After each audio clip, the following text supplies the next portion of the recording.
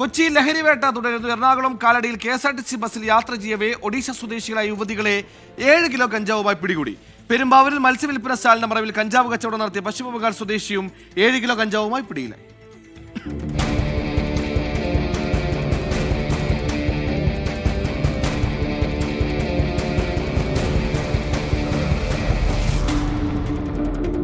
KSRTC ബസ്സിൽ കടത്തുകയായിരുന്ന 7 kilo കഞ്ചാവുമായാണ് Odisha സ്വദേശികൾ പിടിയിലായത്. സ്വർണലത, ഗീതാഞ്ജലി ബെഹ്റ എന്നിവരാണ് അറസ്റ്റിലായത്. പെരുമ്പാവൂർ ASPയുടെ നേതൃത്വത്തിലുള്ള പ്രത്യേക അന്വേഷണ സംഘവും കാലടി പോലീസും സംയുക്തമായി നടത്തിയ പരിശോധനയിലാണ് പ്രതികൾ വലയിലായത്. രഹസ്യവിവരത്തെ തുടർന്നാണ് പരിശോധന നടത്തിയത്. 4 വയസ്സുള്ള കുഞ്ഞിനെയും കൂടെ കൂട്ടിയായിരുന്നു കഞ്ചാവ് വിൽപ്പന. ഉറവിടം പോലീസ് പരിശോധിച്ചു വരികയാണ്.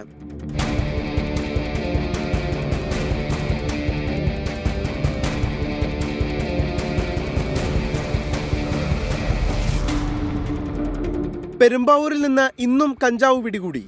മത്സ്യവില്പന സ്റ്റാളിന്റെ മറവിലായിരുന്നു വിൽപ്പന.